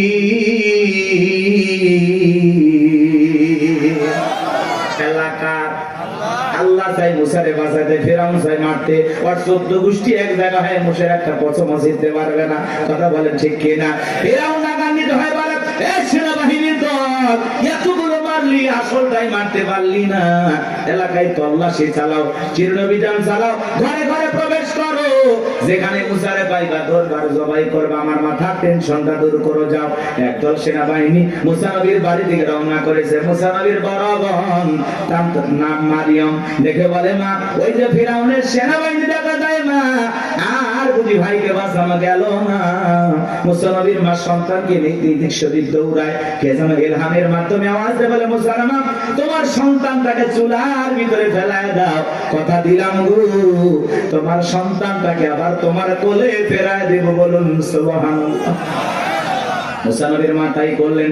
লম্বা ঘটনা বাজান সংক্ষিপ্ত করে বলে দিয়ে যায়, ফিরাউনের সেনাবাহিনী তল্লাশি চালাইয়া তন্ন তন্ন করে ঘর বাহিরে সব জায়গায় খুঁজে তারা চলে গেল। এইবার মুসা নবীর মা চোখের কোনায় পানি নিয়ে কাঁদেন আর মনে মনে ভাবেন, সন্তান বুঝি আগুনে পড়ে কয়লা হয়ে গেছে। কাছে যায় তাকায় দেখেন, না না, মুসা নবী আগুনে পড়ে নাই, মুসা নবী চুলার ভিতরে পড়ে মুস্কি মুস্কি হাসতেছি।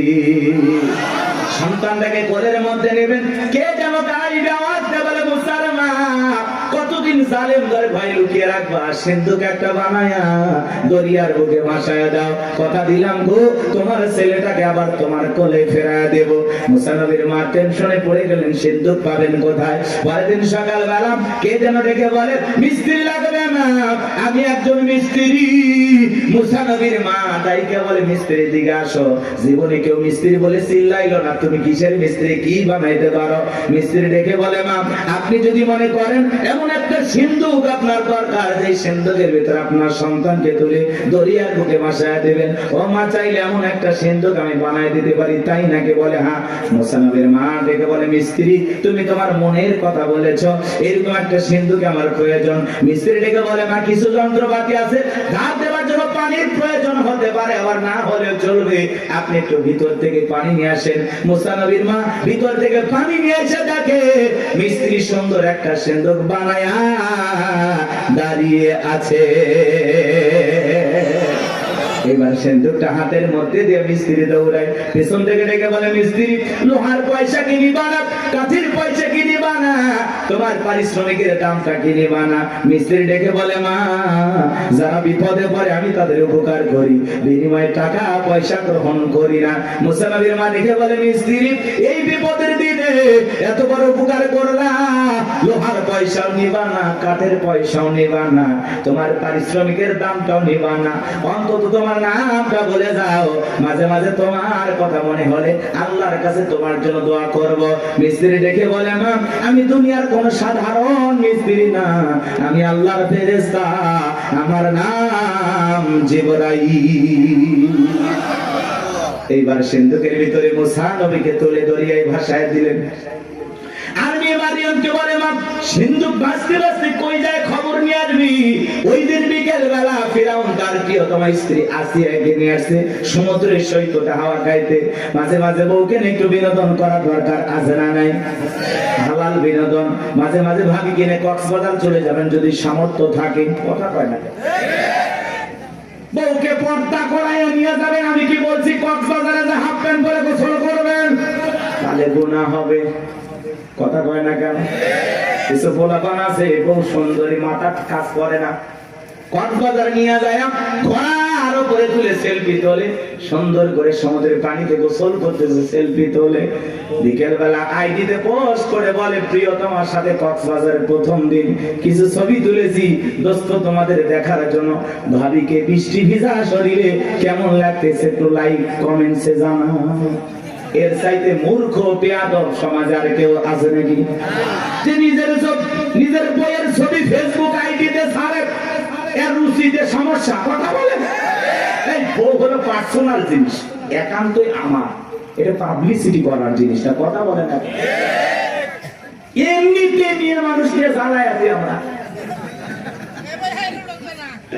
তার উপর আবার বইয়ের ছবি ফেসবুকে ছাড়ে, কত পাগল আছে না না? হুজুর এখন একটা গান বানাচ্ছে, শোনি কথা কয় নাকি? শুনছেন? কোন গ্রামে বাড়ি তোমার, কেমন তোমার বাপ, ফেসবুকে ছবি সাইডে করছো কেন বাপ? শুনছেন না? দেখ সময় নাই, অনেক লম্বা হবে, কষ্ট হচ্ছে আপনাদের, বিরক্ত হয়েছেন আমার কথা? মহিলা দল আজ একটু পরে হবে, আপনার আগে ঠিক হন। কি বউকে মাঝে মাঝে বিনোদন করবেন? পিকনিক স্পট গুলো যেখানে ভদ্র লোকেরা যায় সেখানে যাবেন, মাঝে মাঝে বউকে নিয়ে একটু ঘোরাফেরা করবেন, নিজে বউরে একটু সময় দেবেন, না হলে অন্য আরেকজনের সাথে ঘোরাঘুরি করবেন, আপনি টেরই পাবেন না। এরকম মহিলা আছে না না? আর একবার যদি বউ বাঁকা পথে চলে, ওই বউকে সোজা করা কঠিন। নষ্ট গাড়ি ঠিক করা যায়, কিন্তু নষ্ট নারীকে ঠিক করা যায় না। একবার যদি একটা নারীর চরিত্র নষ্ট হয়ে যায়, ওই নারী একটা পতিতার চাইতে নিকৃষ্ট হয়ে যায়। এর জন্য বাজার কথাগুলো বাস্তব। নষ্ট গাড়ি ঠিক করা যায়, কিন্তু নষ্ট নারীকে ঠিক করা যায় না। নারী এমন একটা জিনিস, নারী বুঝতে পারলে নিয়ামত, না বুঝতে পারলে কিয়ামত। বুঝতে পারলেই ঘরে সুন্দর পরিবেশ নিয়ে বাঁচতে পারবেন, আর না বুঝতে পারলে ঘরে আগুন চলবে, দাউ দাউ করে অশান্তির আগুন জ্বলবে। ওই আগুনে শুধু আপনি জ্বলবেন, আপনার পরিবারও জ্বলবে, সমাজ জ্বলবে। কথা বলে ঠিক কিনা? আরে ভাই, মসজিদে মুয়াজ্জিনি করে, বইয়ের জ্বালায় গলা দড়ি দিয়ে মরছে, দড়ি দিয়ে মরছে। কয়েকদিন আগের ঘটনা। হুজুর, মানুষ আমরা মারবেও পারি না, শাসনও করে পারি, কি দিয়ে মারবেন? আল্লাহ এমন একটা সিস্টেম দিয়েছে মারা, ওই মেসওয়াক পরিমাণে 1 বিঘা। কথা কয় না? আচ্ছা, এটা তো মারা যায় 8 ইঞ্চি দিয়ে। কথা কয় না?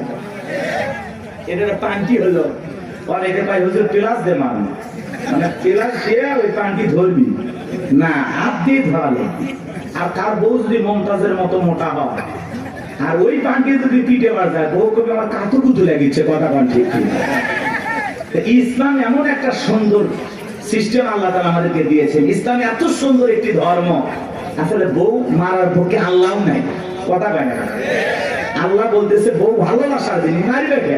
আর তুমি যদি সকালে বউরে পিটাও, রাতের বেলা কই ঘুমাবা? ওই বউয়ের কাছে যাতে তোমার লজ্জা করবে না? কথা কয় না?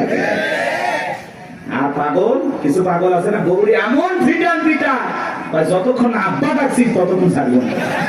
মানুষের গৌরী এত মারিস কেন? তাই মারবো না। এই বেহানারি বাবার কাছে আমি 1.5 লাখ টাকা পাই, মাত্র 1 লাখ টাকা দিয়েছে, এখন আমি 50,000 টাকা পাই। ও মানে শ্বশুর বাড়ি থেকে হালখাতার টাকা পাই। এরকম যৌতুক লোভী কিছু আছে না? যারা যৌতুকের জন্য বউকে পিটায়, এরা হলো ছোট লোক। কথা বলেন, এরা সমাজের জঘন্য লোক। কথা বলেন, এই পুরুষ না টাকা ইনকাম কর, যা ইনকাম কর, শ্বশুরের টাকা লোক। কাঁচা পায়খানা খাওয়া যেমন হারাম, কন্যা পক্ষের কাছ থেকে জোর করে যৌতুক দাবি করা তেমনি হারাম। তো যৌতুকের টাকা না খাওয়া 2 কেজি খা। কি সাকত ভাই, মন খারাপ করতেছেন? এলে চলবে? রাগ করতেছেন নাকি আপনারা? ভাই যৌতুক নিয়েছেন নাকি আপনি? উঠতেছেন কেন? তাকবীর দেন, লিল্লাহি তাকবীর। আমার ভাইরা গভীর মনোযোগ দিয়ে শুনবেন বাজান। সামনের দিকে গেলে একটু কষ্ট হবে আপনাদের, কষ্ট হচ্ছে? চলেন সামনে গেলে মজা পাবেন বাজান। এইবার ফিরাউনের ঘাটে সিন্ধুক চলে আসলো, সেনাবাহিনী সিন্ধুকটা ধরে নেতার কাছে নিয়ে গেছে। ফিরাউন ডেকে বলে, সিন্ধুকটা খোলো তো দেখি। সিন্ধুকটা যখন খোলা হলো, সবাই তাকায়া দেখে সিন্ধুকের ভিতরে মনে হয় পূর্ণিমার চাঁদ উদয় হয়েছে। আসিয়ার চক্ষু শীতল হয়ে গেল। ফিরাউন দেখে বলে, তরবারি আন, জবাই কর। এইটাই মুসা। আসিয়া বলে, থামো, খালি মারাই শিখছো, এতগুলো মারলা তাও কি শান্তি পাইলা না? ও স্বামী, এই ছেলেটাকে মারার আগে আমার একটা প্রশ্নের উত্তর দাও। এই যে সিন্ধুকটা দেখা যায়, এমন কাঠ কি তোমার দেশে পাওয়া যাবে? ফিরাউন কাঠটা নাই রেছে বলে, বিবি রে, এই সিন্ধুকের যেমন কাঠ, এমন কাঠ আমি কেন আমার বাপ দাদা 14 পুরুষও কেউ দেখে নাই। আসিয়া বলে, স্বামী, এটা ভিন দেশি কারো সন্তান, বাঁচতে বাঁচতে আমার দেশে আসছে, এই ছেলেটাকে আমি মারতে দেব না। এই ছেলেটাকে আমাদের পালক পুত্র হিসাবে লালন পালন করতে চাই। জোরে কোন মারহাবা। কথায় আছে যেখানে বাঘের ভয় সেখানে রাত হয়। যারে খুঁজতেছে মারার জন্য আল্লাহ তারই দায়িত্ব দিল লালন পালন করার জন্য। জোরে বলেন মারহাবা। আসিয়া যখন বলেছে ছেলেটাকে আমি পালবো, একে আমাদের পালক পুত্র বানাবো, অনেক কঠিন স্বামী কিন্তু মাঝে মাঝে বইয়ের আপত্তির কাছে দুর্বল হয়ে যায়। বলে ঠিক আছে মাইনা নিলাম। আসে বলে শুধু মারলেই হবে না, ঢোল পিটায় খবর দাও ফিরাউনের ছেলে সন্তানকে দুধ পান করাবে, মাসে মাসে তাকে বেতন দেওয়া হবে। বলে ঠিক আছে, ঢোল পিটানো হলো। হাজার হাজার নারীরা আসছে, মুসা নবীকে কোলে নেয়, স্তন খুলে মুখ লাগায় দেয়। আল্লাহ নবী মুসা আলাইহিস সালাম কোন মহিলার স্তনে দুধ পান করে না। জোরে কোন মারহাবা। সমস্ত নারীরা ব্যর্থ হয়ে চলে গেল। ওই যে মুসা নবীর বোন নাম তার মারিয়ম, ঈসা নবীর মায়ের নাম মারিয়ম, আর মুসা নবীর বড় বোনের নামও ছিল মারিয়াম। এইবার মারিয়াম দেখে বলে, ও রানী আসিয়া, এমন একটা ধাত্রীর খবর আমার কাছে আছে, আমার বিশ্বাস এই সন্তানটা দুধ পান করবে, তাই নাকি? বলে